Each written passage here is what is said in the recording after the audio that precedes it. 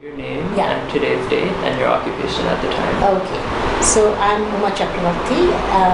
Today is 24th Yeah. of July 2014, and at the time, in 1984, I was teaching history at Miranda House, a women's college in Delhi University. So where were you in June '84?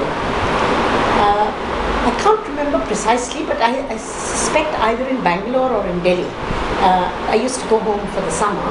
But what I do remember is that I had friends who were involved, who were in Chandigarh at the time when 84, the Blue Star started. And I do remember, I can't remember where I was, but I certainly do remember coverage, newspaper coverage of the beginnings of it. We didn't know the extent of what had happened, but in one of the interviews that we did post the November riot, the carnage in November, was with a young member of a academic family that we were friends. I was friends with, and the husband was a colleague of my husband, and the children had sort of grown up together. They were in Punjab and they were in Chandigarh at the time, and there is a very eloquent description of what it was like in Chandigarh, those few days when the assault was taking place and how it was actually experienced by others. We were living in a rented accommodation where our landlord was a Sikh gentleman. He was a headmaster of a school, and we were good friends and we would often talk politics. So I think we did discuss 84 and the futility of, or let's say the horror of it, because many of us had watched the way in which political forces had allowed a certain degree of had either stoked directly or had allowed the targeting of a series of other groups amongst the Sikhs, like the Nirankaris and so on. And since I think the Nirankari Baba was killed in Delhi, so we actually knew about the militancy in or the attacks on other Sikh groups even before 84 took place. And then many of us, of course, knew that Bhindranwala was actually fed and stoked by and propped and set up by Indira Gandhi for her own political purposes. So there was a certain degree of cynicism in how we responded to 84 to the assault. But the consequences of what that did to the Sikh community is something that we actually experienced in an ongoing way thereafter. The horror of it, the way the community responded to it, seeing it as a real attack on the faith. I think those elements actually grew in as news came of whatever happened there. There's been a series of articles recently written by someone called Shekhar Gupta, who is the editor of the Indian Express, who at that time used to be in India Today, and he actually wrote terribly nationalist pieces after 84, after the June operations, and we do remember that we were really outraged by the way he was constructing it. So this whole business of the army operation and the slickness of it, and what they managed to do and so on, was like, and the war strategy, it seems so awful when you looked at the human cost of that enterprise and this cynical way in which politics was being played. So where were you in November of '84? Okay, so in November of '84 we were very much in Model Town. We lived in Model Town, which is close to the Delhi University. But I should begin with 31st, because 31st is when I was in Miranda House in college, and I was with a group of young girls, women students, who were practicing for a play, a performance that they were supposed to take to one of these sort of competitions that colleges often have, and we started to get. I was drama advisor, drum sock advisor, so it was actually an event. Then they suddenly started getting news of some people who came and started to ask questions, say, have you heard anything, have you heard anything? And of course we had not announced on the Doordarshan till late evening, but I think the BBC had begun to announce it. So we had sort of colleagues who came along and said, have you heard anything? And we didn't understand what was going on. Then the rumours began to sort of consolidate, saying that probably there had been an assassination attempt. We didn't know whether it had succeeded or failed or whatever it is. But we had a meeting, a civil rights meeting in the afternoon in Delhi University. We went to it. So we went to that meeting. We didn't actually, and then we returned home, and by the evening the news had broken that the assassination, that Mrs. Gandhi had been assassinated. And I was just mentioned the landlord, sick gentleman who was our landlord, and his wife. They were very political, as I said. They were actually, we often discussed Punjab politics with each other. And this gentleman said, "Ye kya hua?" Assassination is not, the killing of someone is not a way to solve a political problem. And I remember that conversation because it stayed with us, and that was the sentiment we all shared, which is to say we had our differences with what Mrs. Gandhi was doing in Punjab, but also it seemed it was, quite horrendous to think of an assassination that had happened. Now, I can't remember that night and the unease, but I think by the next morning the crowds had started to collect in different areas, including ours, which is sort of middle class neighborhood, not far from the university, and it looked like it was getting, the tension was growing. There were a lot of students living in the area because they lived in rented accommodation as private paying guests sort of thing. And one of them came and said to me, "Ma'am, go and put on a sari," because they thought that if I was wearing a salwar kameez, I might get taken, I might get, and I was outraged and I was horrified. I said, "What nonsense, what are you saying? That I have to change my appearance at the moment because I could become, So I was outraged at the comment because I felt that this was some strange way in which you were going to divide yourselves into those who were potential victims and those who were not, the targets of attack. And I said, that's rubbish, and I refused that. And of course we began to form a little group of our own to ensure that nothing was going to happen on our street. A little later in the day, we told uncle and auntie, we used to refer to them as uncle and auntie, our landlord and landlady, who lived in the front of the house and we lived in the back of the house. So we said, you should come into our space, and they did. And uncle then brought with him a little pistol, and he looked really sad, and he said, self-protection ke liye. And I thought that was the most horrible thing for him to have to acknowledge, that he needed a pistol to protect himself, or a gun to protect himself against the possibility of some assaults upon him. Now, this gentleman was actually a very interesting, a very wonderful man, and he was, very much the kind of person who never displayed any sense of power or wealth or whatever it is. But there were other Sarwar. There was another Sarwar, Sikh family down the road, and that family was very noblish. So it was very demonstrative of its wealth. And it was very interesting that the street was actually quite annoyed with that. I mean, street meaning, you know how people are, they're just burning up with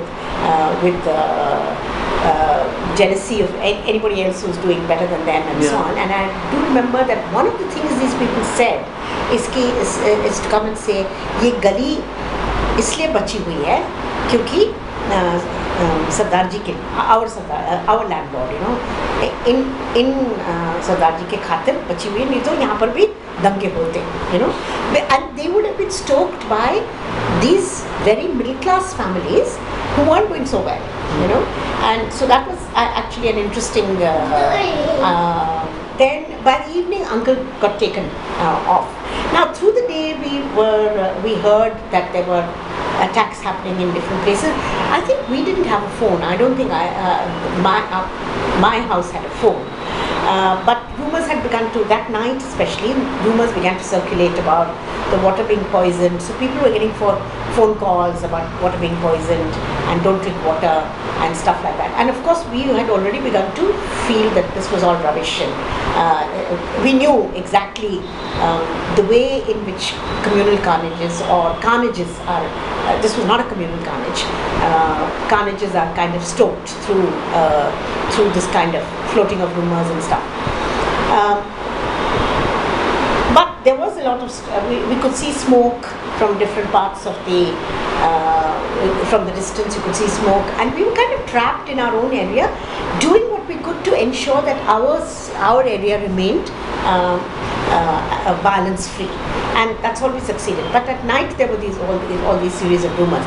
In the morning, we saw the newspapers came and they spoke of attacks on the trains. I mean, they spoke of many things, but they also talked about the attacks on trains. And to some extent, I think somehow some strange energy and anguish kept me going the whole of the 1st November. But on 2nd November, seeing this newspaper account, that really did something very dramatic to me, because I could remember the narratives of the partition. I was 6 when partition happened, and my friends had one of my best friends was a Sikh girl who had come from across the border from the other side, and she so we knew a lot of the kind of we had a sense of the kind of violence that had happened at that stage, even as 6-year-old or 10-year-olds or whatever it is, and we then and the trains, because there was this famous story of Khushwant Singh, you know, the train to Pakistan. So it had remained in one's head as some kind of a metaphor for the madness of the violence through which you caught people on the train, trapped as they were, and then killed them. So that recall seemed to be terrible to me, and I remember having an emotional collapse then. And I couldn't, you know, I just went to sleep. We'd been up all night, there was full of tension and so on. So there was this terrible sense of helplessness and anger and trauma that one was reliving.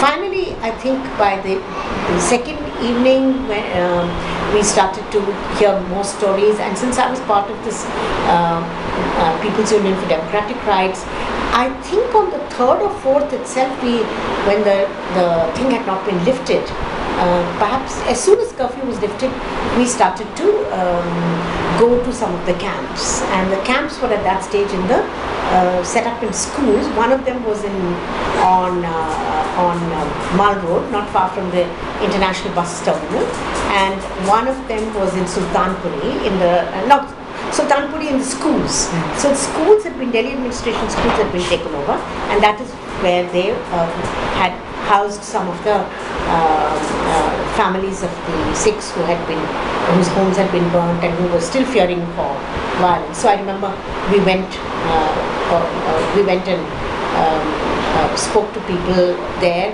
and by the 7th of November, that report came out.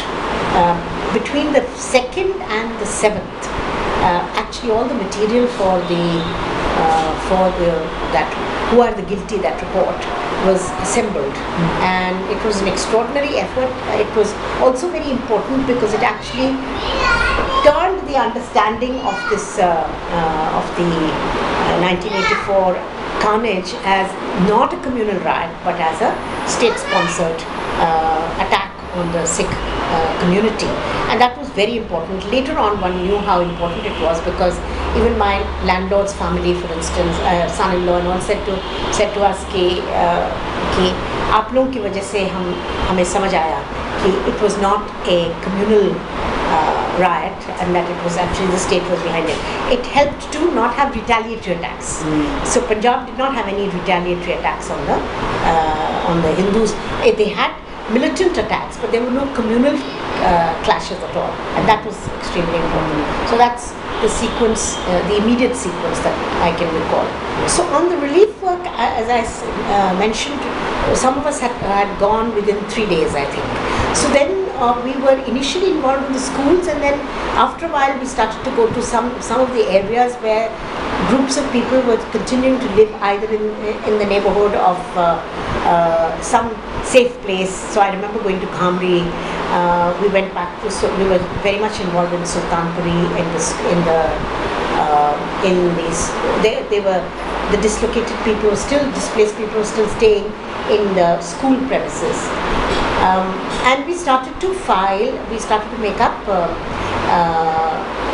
lists of losses, of missing people, of what was sought by way of relief by the people that we were talking to.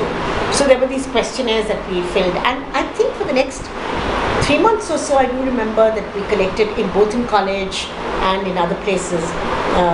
We collected material, clothes and so on, because winter was setting in, and since the Sikhs were actually angry with the political groups who were ruling in Delhi at that stage, and they were so there was anger against taking relief from the very people who were responsible for the killings of them in any case. So this anger against Sajjan Kumar and H.K.L. Bhagat and so on was something that also meant that they were not now likely to, these people came back with relief actually, they came back with blankets and stuff like that, and they were furious with them. So I do remember one incident at least where H.K.L. Bhagat was just chased off when he tried to distribute some form of relief to them. So the community, there were other formations and civil. The Nagrik Ekta Manch came into existence immediately. It started off as a peace group, marching through Lajpat Nagar and those areas where there's an incredible amount of tension. So the peace marches had a difficult time. And then by the second or third, I think by the third we knew of the magnitude of the killings in Delhi, because Trilokpuri, the news about Trilokpuri had come. And so the largest number of killings have been in Trilokpuri and in the Mongolpuri, Sultanpuri area. So by then we knew that as many as 300-400 people had been killed in each of these places, and newspaper accounts Rahul Bedi was covering for the Indian Express. So we knew the extent of the violence and the extent of the collusion by the police and the administration in allowing the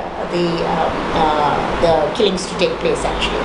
So it was very important to then marshal civil society support rather than leave the Sikhs, who were furious in any case of the state, to actually depend on the state for any of the support. So Nagrik Ekta Manch began to operate from South Delhi, and they were collecting clothes and whatever it is. So we would, the university was a space where a lot of relief was done. So university, and we had peace marches in the university and so on. So after that there was a continuing engagement, and some people kept this relationship with the survivor communities.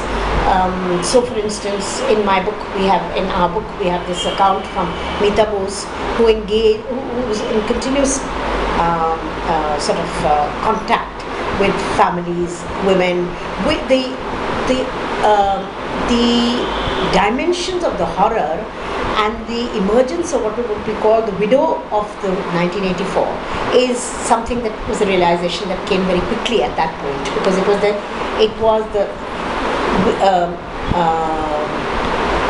the men had been killed, and then there were groups of these widows. There were sometimes fathers, like in the famous case of, in the narrative of Panda Singh. Panda Singh survived, and his 3 sons were killed. So you would have these families where the women had survived, their young children had survived, and there was a great deal of need to sort of intervene and provide some kind of support for them. But it also meant that the widow became the object of the attention by civil society groups, and the widows later on would refer to themselves as widows. The English word widow rather than the Punjabi word or the Hindi word. That was interesting. I think they saw in it a certain dignity and a certain, it was almost like a political statement that they were the widows of 1984. So this carried on for a few months. I think somewhere along the way, within this next 3 months, the idea that we needed to, the PUCL report was already an attempt to put the record straight. We knew that the state was going to put its own narrative out in terms of what had happened, because they would always place it as, the FIRs were actually a way of stating where they were going to apportion blame. Every single FIR began with Indira Gandhi ki nirmam hatya ke baad crowds collected. So the FIR in Delhi was a standard FIR for describing an event, and it was nirmam hatya. It was like almost like a formulaic statement. So it was very clear that the state was going to put its narrative out. And as someone who could remember the partition, and as people who were in, we were already thinking of the alternative history. That is, some of us were quite fed up with the way history was written as a political big people's, up on top of their kind of narrative. We were obviously very concerned with the narrative being coming from the real experiences of people. So I think it became very imperative and I kept saying to people that we need to collect these accounts, because there will be an attempt, we will lose them otherwise, because the state will actually put its narrative in place. So we must have the counter narrative ready to counter this, the state version. Newspapers had been, some newspapers had played a good role, particularly Indian Express. But the point was that, the extent of, they didn't have the same narrative on an ongoing way. So, and my student, so I had taught history to Nandita Haksar, who had by then done an MA in history. She'd moved from sociology to history, and then she'd gone off to become a lawyer. So she was a lawyer, and we had remained in contact, and I kept saying to her that, we need to put this history in place. And she said, okay, so let's just do it. And we all had contacts through our relief work and through the people that we knew. So that's how we actually started off doing the interviews. So there was a group of, I think, 6 of us who actually collected the narratives, did the interviews in different places. We had a whole bunch of students who then provided free labor and transcribed all the so my students were, I had a big team of young people who wanted to do this work because they had also been very dislocated. And Shonali Bose, who made the film on Amu, was a student. She was among the girls that I was talking about, the play that we were rehearsing. So she was among those students. And when we had to do our own college play, we chose not to do a regular play. We did a street play. We created a play out of the 1984 riots, and we took it around to various places and we performed it, including in Tilak. So we took the play to Tilak Vihar. We also took it to other mohallas. There was March 8th, the Women's Day, International Women's Day. We performed it in the Lal Killa area because there was a big women's mela at that time, and women feminist groups were very involved in the relief work.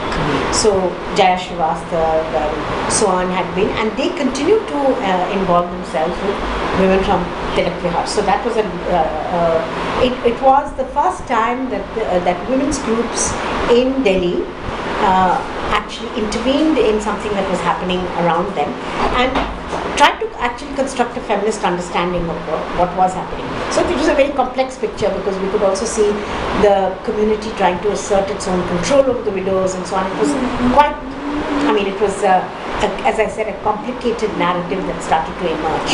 But that was important. And for a lot of people, that was the beginning of their ongoing engagement with feminist interventions in violence situations of violence. So that was one of the things that did happen. So that's how we started collecting the narratives. It took us a huge amount of time. We had no money. We had 2 cassette recorders and some cassettes, and that's how we collected the narratives. And so we did have, I was looking through my introduction the other day, and I realized that, or the preface, that we actually had 1200 pages of, and so we had to leave out about a third of the material, even so. But so that piece of, and it's my, in a sense it's interesting because my own PhD thesis had been submitted for publication, but my publisher was the son-in-law of Khushwant Singh, and he got caught up in the what happened in 1984, and I got completely caught up in 1984. Neither of us paid any attention to the volume that I was supposed to, the book on Buddhism, which stayed in a corner for 3 years, and then it was the 1984 oral narratives that came out before my PhD thesis came. So it took us 3 years to assemble that and publish it. And we were trying to document it as closely as possible, as close to the moment as possible, which is why you find that the narrative is full of anguish. Many of the narratives are full of anguish.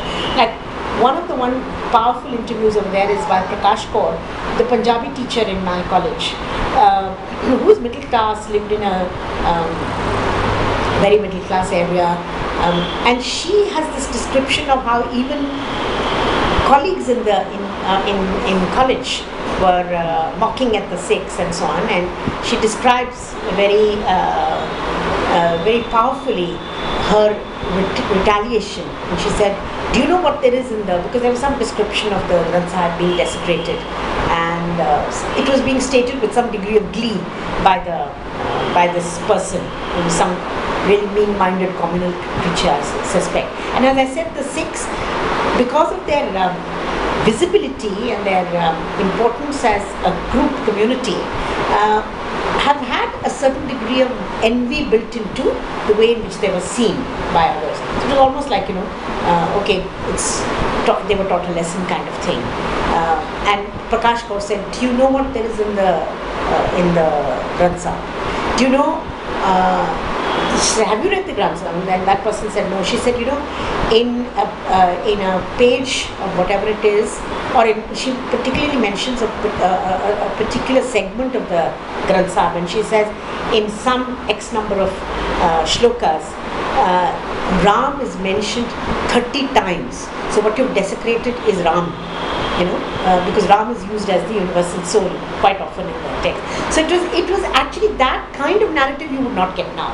If I were to go back and collect narratives from people, they would not remember the imminence of that and the horror of what they experienced at that moment, and the anguish of seeing themselves suddenly become a community that was